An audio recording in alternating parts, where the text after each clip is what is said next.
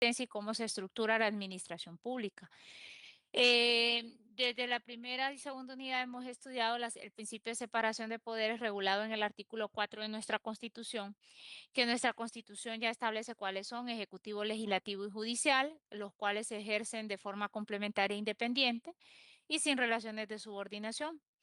Yo les había indicado a ustedes en clases anteriores que la consagración de este principio por vez primera en una constitución se hizo en la Constitución de Estados Unidos de 1787 o la famosa Constitución de Filadelfia.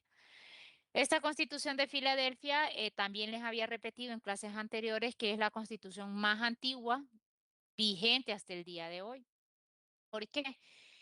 Pues ustedes van a ver que Estados Unidos prácticamente solo le ha hecho enmiendas a su constitución, pero siguen manteniendo la misma que se adoptó en 1787. Posteriormente, ustedes van a ver que este principio de separación de poderes también se estableció en el artículo 16 de la Declaración del Hombre y del Ciudadano en Francia. Y así se fue incorporando y reconociendo en el constitucionalismo.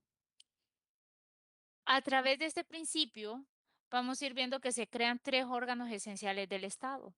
Esos tres órganos esenciales del Estado, ejecutivo, legislativo y judicial, que a cada rato lo mencionamos en clases y en cualquiera de sus clases, que lo que caracteriza a esta doctrina es que el poder se encuentra repartido en diferentes manos con diferentes atribuciones. Y esas atribuciones o competencias los van a encontrar también establecidos en un texto constitucional en aquellos países donde ustedes ven que estamos dotados de una constitución o en leyes constitucionales en aquellos países que tienen no constituciones escritas, eh, como si lo tenemos nosotros. Esta doctrina de la separación de poderes también se los había indicado en clases anteriores que se encuentra, fue desarrollada por Montesquieu, siendo Montesquieu quien llega a comprender que el hombre que tiene el poder o la persona que detenta el poder en un tiempo determinado tiende a inclinarse a abusar de él. Y ante ese abuso, él vio necesario o hizo necesario que ese poder tenga límites. Y es por eso que él establece que el poder detenga el poder.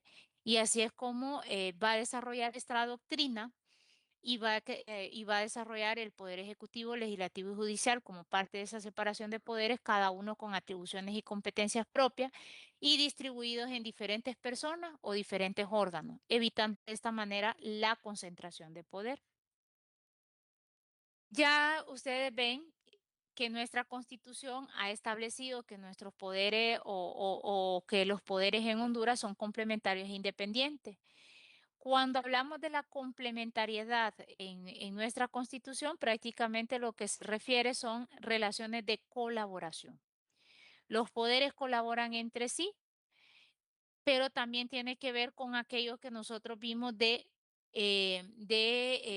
control recíproco, que yo les decía a ustedes que eso de los controles recíprocos entre poderes jamás significa que hay subordinación o que hay abuso de dependencia de un poder con respecto al otro o que hay injerencia de un poder con respecto al otro, siempre se preserva la independencia. ¿Por qué? Porque yo les había explicado a ustedes que cuando hablamos de esos mecanismos de control recíproco entre poderes, es donde la Constitución expresamente lo manda y atendiendo a los procedimientos establecidos para ello.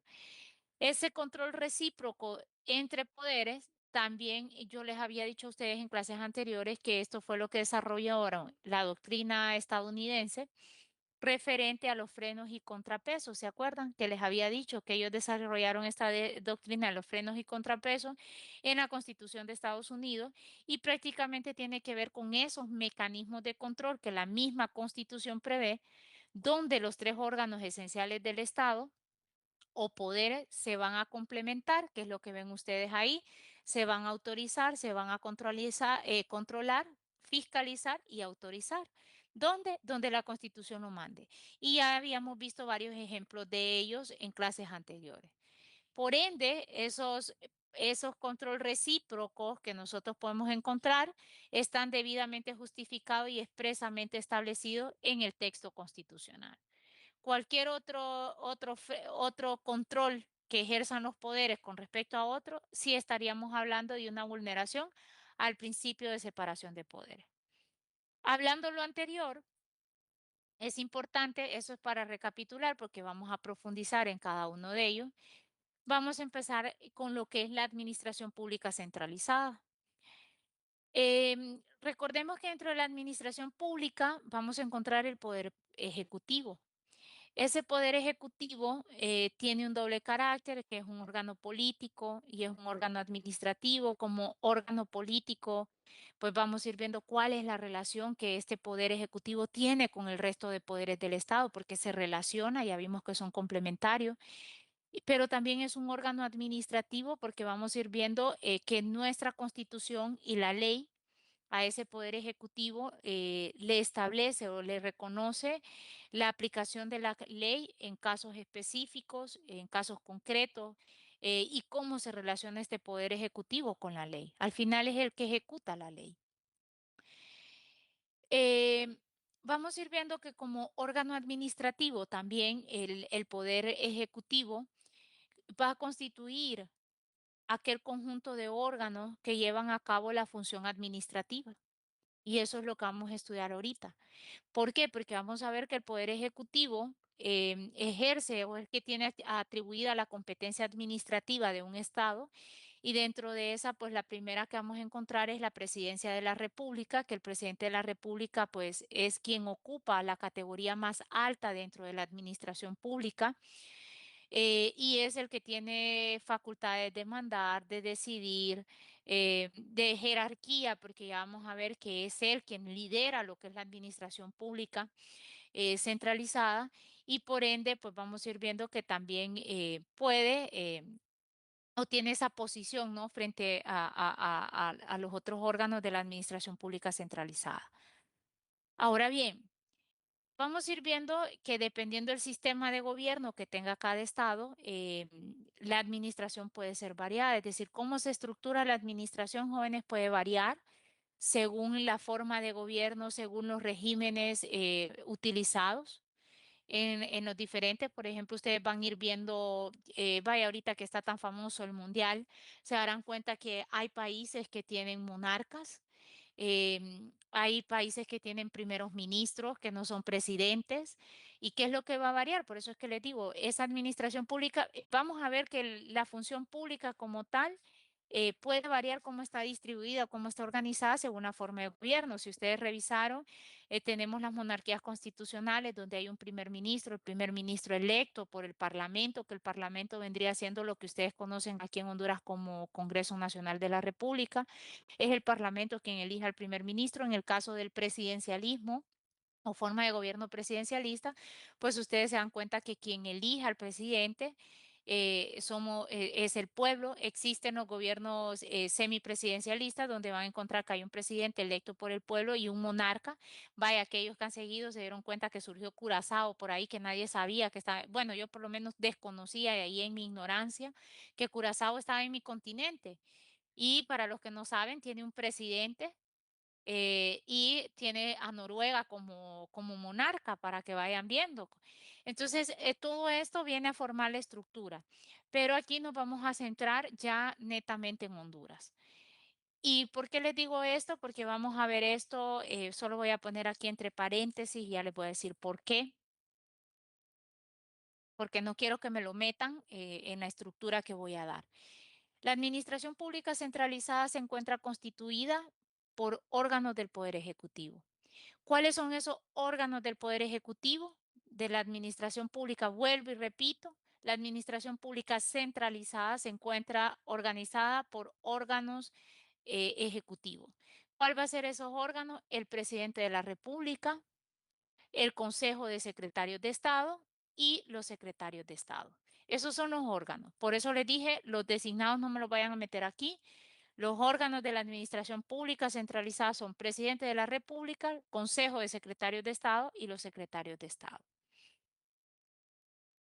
Cuando hablamos siempre de gobierno central, por eso hablamos de la administración pública centralizada, vamos a ir viendo que a lo que nos referimos es al gabinete de gobierno. Gabinete de gobierno que se encuentra integrado por el conjunto de secretarios de Estado como colaboradores inmediatos del presidente de la República. Quien lidera toda la administración pública centralizada es el presidente de la República. El presidente de la República, cuando hablamos de la centralización, por eso estamos hablando de la administración pública centralizada, cuando hablamos de esa centralización, vamos a ir viendo que los entes del Poder Ejecutivo se organizan bajo el mando unificado de lo que nosotros llamamos del mando unificado y directo de lo que llamamos el presidente de la República. ¿Sí? Quien es el titular de la administración pública ejerce el poder a través de lo que nosotros llamamos esa jerarquía que tiene el mismo. También tiene mecanismos de enlace entre él y los titulares de los otros órganos de la o de las otras dependencias de lo que nosotros llamamos la administración pública del Estado. Ejerce la función de jefe de gobierno y como jefe de gobierno de la administración, como jefe de gobierno, pues vamos a ir viendo que sigue esa escala jerárquica, es el que está a cargo de todo lo que es la administración pública centralizada y en este sentido, pues vamos a ir viendo que él está dentro de esas facultades, lo que es la función administrativa, que puede tomar decisiones, tiene la facultad de nombramiento, por eso es que ustedes ven que el presidente de la República puede nombrar y destituir de forma libre y sin responsabilidad a los secretarios de Estado. Por eso es que ustedes ven que un secretario de Estado cuando lo separan jamás va a ir a presentar una demanda porque es de libre remoción del presidente de la República. Hay mecanismos dentro de la administración pública de revisión que ustedes ya vieron los recursos anteriormente, que esa revisión es toda resolución que emiten puede ser impugnada, primero en instancia administrativa. Y cuando los recursos no pegan, pues nosotros tenemos habilitada la instancia judicial, siendo el judicial al final quien va a poner, quien va a resolver si tiene lugar o no lo que yo estoy reclamando. Al final emite resoluciones, ¿sí? Ya sea reconociendo derechos, imponiendo deberes o resolviendo conflictos de competencias o resolviendo conflictos entre los particulares. Em, y eso, a eso tiene que ver con respecto a la función administrativa que lleva a cabo el presidente de la República, también a través de sus secretarios de Estado, porque él es el que los nombra y los separa libremente, por eso es que ustedes ven que a raíz de ahí están todas estas secretarías y cómo cada una funciona. Es el presidente de la República también que ustedes van a ir viendo que es el que va a definir lo que son los planes y programas de gobierno. Él tiene a su cargo esta función. Y es el mismo quien establece a través de lo que luego vamos a ver el Consejo de Ministros, todo lo que tiene que ver con las actividades que deben desarrollar las diferentes secretarías de Estado y luego lo que tiene que ver con las instituciones autónomas, cómo se coordinan, porque vamos a ver que no entran dentro de esta categoría de la administración pública centralizada.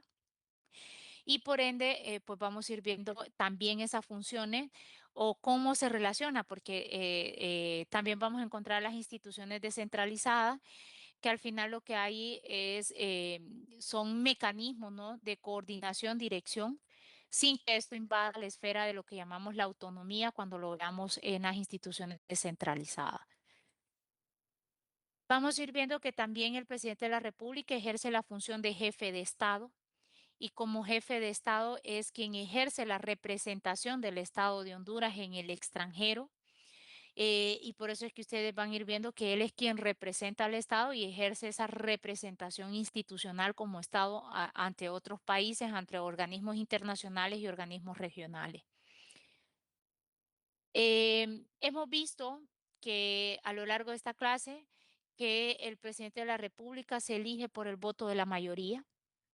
Y por ese voto de la mayoría se elige por un periodo de 4 años, de conformidad al artículo 236 y 237 de nuestra Constitución.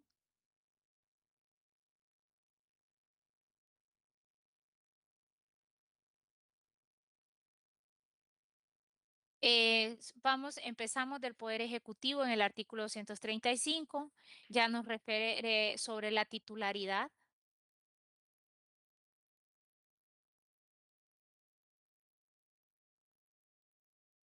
Nos dice la titularidad del Poder Ejecutivo la ejerce en representación y para beneficio del pueblo, el presidente y en su defecto los designados, que ya vamos a ver cuál es la función de ellos. de la República, el 236 referente al que el presidente se elige por simple mayoría de los votos, al igual que sus designados, quien debe ser declarada esa elección por el Consejo Nacional Electoral y en su defecto por el Congreso Nacional o por la Corte Suprema de Justicia. Ya eso es en caso de algún impedimento. El 237 que ya nos refiere que el periodo presidencial es de 4 años y empezará el 27 de enero siguiente a la fecha en que se realizó la elección. Luego el 238 habla sobre los requisitos que se requieren para ser presidente y sobre la titularidad, que ya lo habíamos estudiado el 239. Lo vimos cuando vimos las cláusulas pétreas y sobre quienes no pueden ser electos presidentes de la República. Luego vemos el artículo 241 de nuestra Constitución sobre la prohibición de ausentarse del territorio nacional por más de 15 días sin permiso del Congreso Nacional o de su comisión permanente. Que eso es la comisión permanente, que vamos a ver por qué es. Ahorita que estudiemos los designados, van a ver ustedes por qué hablamos de esto. Sin embargo, no se pueden ausentar más de 15 días sin autorización del Congreso y este es un mecanismo de control que prevé la Constitución. Por otro lado, vamos a ver, y por eso les decía, porque vamos a abarcar todo lo que tiene que ver con estas atribuciones, vamos a ver esto de los designados presidenciales. Los designados presidenciales, jóvenes, vuelvo y repito, no son órganos de la administración de la República. Son tres designados electos por el voto mayoritario, como lo pudieron ver en el artículo que recién les indiqué, el artículo 236. Son tres designados electos por sufragio, por el voto de la mayoría de los ciudadanos por un periodo de 4 años, al igual que el presidente.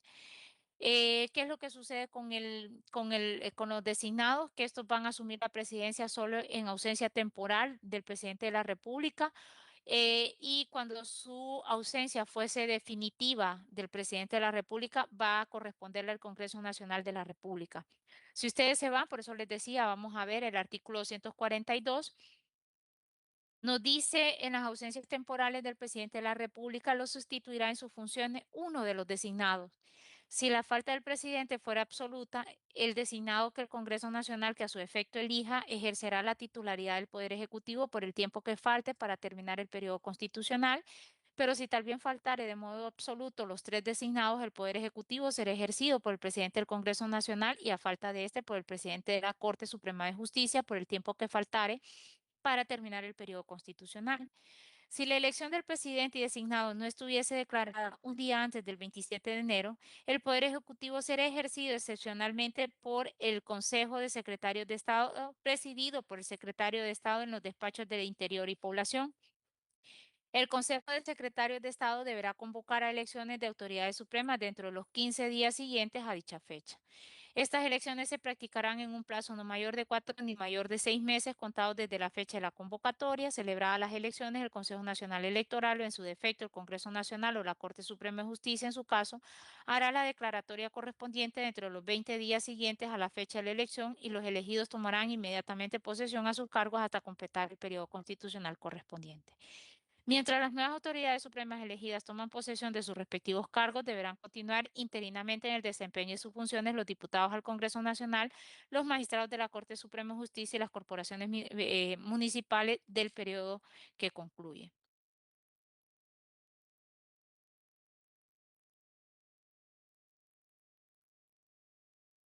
Ahora bien, el 243 también nos dice, si al iniciar el periodo constitucional para el cual ha sido electo el presidente no se presentare, por mientras éste se presenta, ejercerá el Poder Ejecutivo el designado a la presidencia electo por el Congreso Nacional. ¿A qué voy a llegar con esto? Em, si ustedes van viendo, la Constitución no contempla funciones específicas para los designados presidenciales. Ni tampoco van a encontrar una ley dentro del Estado de Honduras que le establezca funciones, facultades, atribuciones a los designados. Esto van a ejercer atribuciones si el presidente de la República les encomienda a su discreción funciones de asesoría, de coordinación de determinadas áreas del gobierno o si éste les atribuye su representación cuando deba ausentarse del territorio nacional. ¿Cuándo van a asumir también atribuciones? cuando hay ausencia permanente del presidente de la República, siendo el Congreso Nacional quien va a determinar cuál de los tres designados va a asumir la presidencia por el periodo de tiempo que faltare. Aquí quiero llegar con esto. Aquí voy a dar dos conclusiones.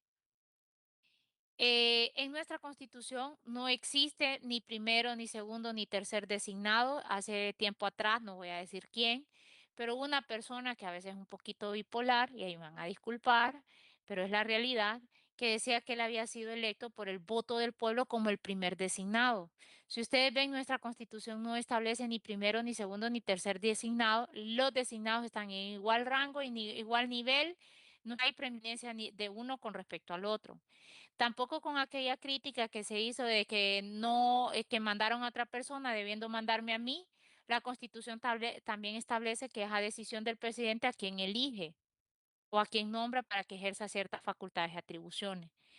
Y aquí también voy a hacer la aclaración antes de que surja la duda. Muchos me dirán, abogada, ¿por qué en el 2009 para el golpe de Estado había un vicepresidente? Nuestra Constitución había sido reformada y habían reformado para que en vez de designado hubiese un vicepresidente. Así fue como se dio todo que Micheletti llegara al poder. ¿Por qué?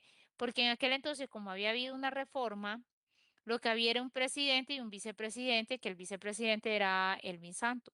Elvin Santos, como se postuló a la candidatura para presidente, tuvo que renunciar al cargo 6 meses antes para poderse postular. Al renunciar él, recuerden que entonces como no habían designados, era asumía la presidencia en caso de ausencia del presidente, era el vicepresidente, como él había renunciado, entonces lo ejercía el presidente del poder legislativo, es decir, del Congreso Nacional. Así es como se llega. Ahora me dirán, abogada, porque eso desapareció. Porque si ustedes ven, ya habíamos estudiado las cláusulas pétreas y ustedes ya saben.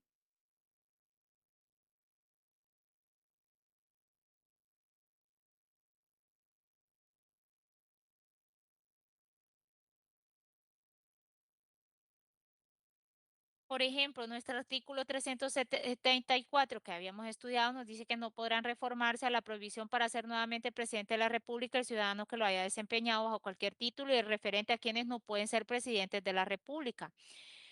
Si ustedes van a ir viendo, el artículo 240 nos dice, no pueden ser elegidos presidentes los designados a la presidencia de la República.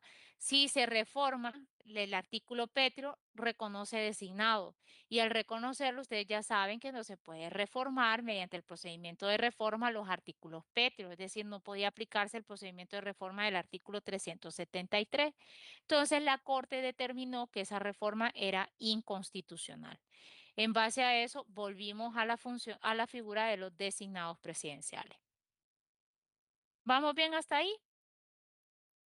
Yo tengo un apunte aquí, pero no sé qué, solo tengo el apunte de que estoy un dato en la clase primera, creo, que dice en el 2008, no sé qué, fue nuevamente ratificado porque era un artículo pétreo. Y creo que estábamos hablando de eso de Michelati porque... Ratificado, reformado Oh, o fue declarado inconstitucional.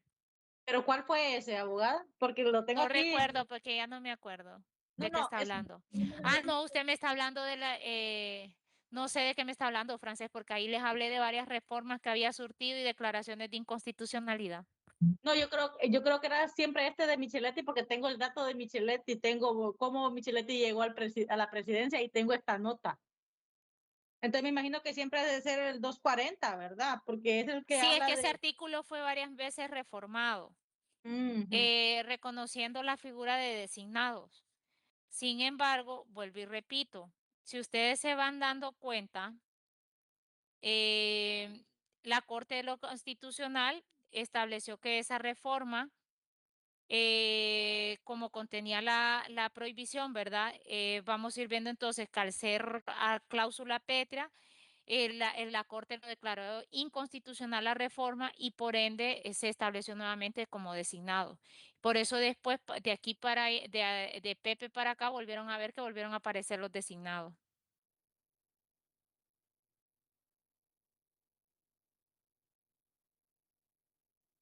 Sí, gracias, abogada.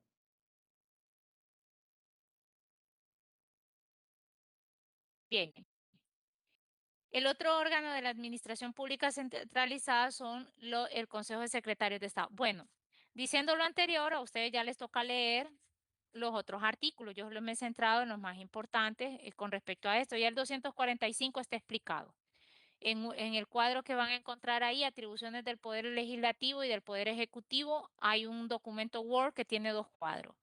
El 245 está debidamente desglosado. ¿Ok? ¿Vamos bien? Cuál dice, abogada? Perdón. El 245, vayan, busquen el documento, ahí lo tienen. En el mismo campus virtual les coloqué las atribuciones del Poder Ejecutivo y del Poder Legislativo. Es un documento Word que tiene dos cuadros.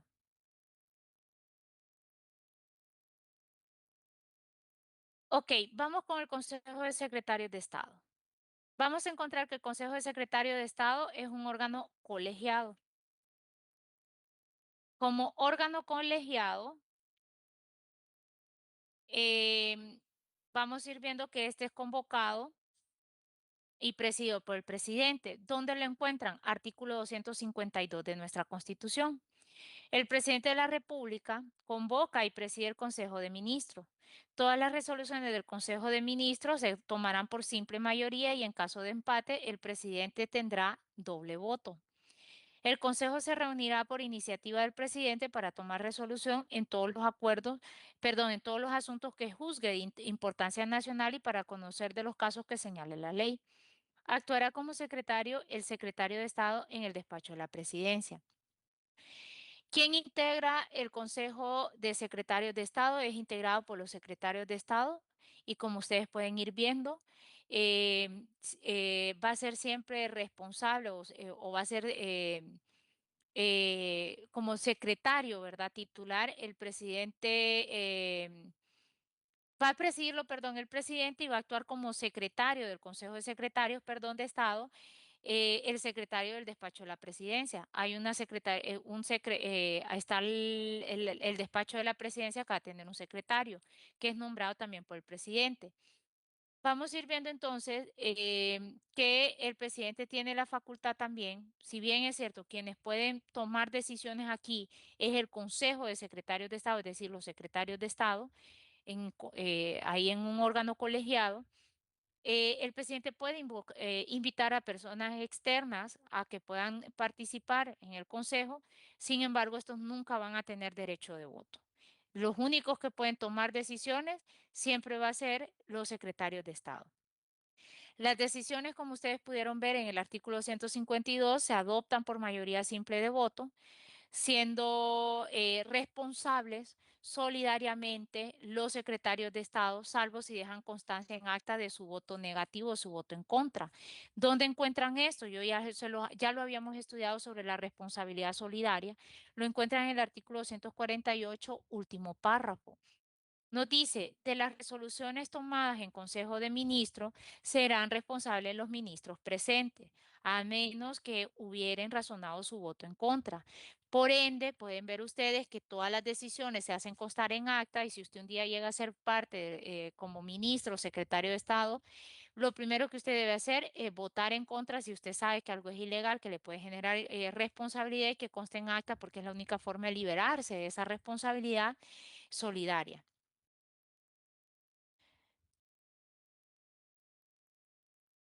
Hay decisiones que pueden ser reservadas si están hablando de decisiones que hablen sobre la seguridad del Estado, entre otras que ustedes ya saben, esas sí podrían ser privadas. Todo debe constar en acta. Todos los actos, la administración pública adopta lo que son acuerdos, resoluciones y providencias. Decretos son los actos que emite la administración pública.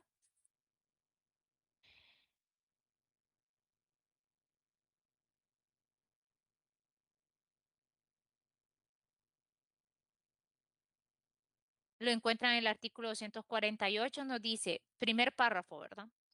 248.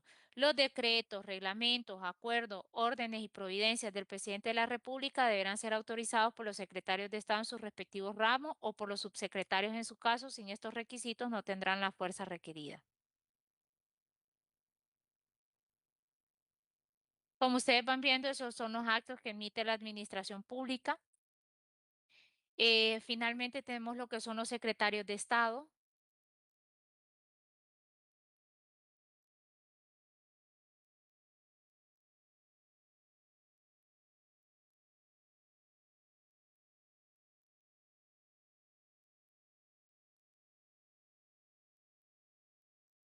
Los secretarios de Estado, las secretarías son creadas mediante ley. Eso lo van a encontrar en el artículo 246, que es con el que se inicia todo lo que tiene que ver con las secretarías de Estado. Si ustedes ven, el artículo 246 nos dice que las secretarías de Estado son órganos de la Administración General del país y dependen directamente del presidente de la República. La ley determinará su número, organización, competencia y funcionamiento del Consejo de Ministros. El artículo 247 ya nos define el papel de los secretarios de Estado. Los secretarios de Estado son colaboradores del presidente de la República en la orientación, coordinación, dirección y supervisión de los órganos y entidades de la Administración Pública Nacional en el competencia. Los secretarios de Estado, ustedes pueden ver que son de libre remoción del presidente de la República. Son nombrados por este y responden por su gestión ante el presidente de la República. Son sus colaboradores inmediatos, como ustedes pudieron haber visto en el artículo también 247 que leímos anteriormente, pero también ustedes saben que dentro de la misma, los actos que firme el presidente deben ser autorizados por un secretario o un subsecretario de Estado y hay responsabilidad solidaria. Esto lo encuentran en el artículo 248 también, que vimos la responsabilidad que puede llevar si firman en el Consejo de Secretarios. Si ustedes ven el 248 de nuestra Constitución, en el segundo párrafo nos dice, los secretarios de Estado y los subsecretarios serán solidariamente responsables con el presidente de la República por los actos que autoricen. Supongan ustedes que el presidente va a emitir algún acuerdo en materia educativa. ¿Quién lo va a autorizar? Va a ser a través de quien no va a terminar refrendando ese acto, ese acuerdo, va a ser el secretario de Educación. Por eso es que ustedes siempre van a ver que cuando es un acuerdo aparece la firma del presidente y sigue inmediatamente la firma del secretario del ramo al cual pertenecen los actos de la administración pública que son autorizados por el presidente y también tienen la responsabilidad solidaria.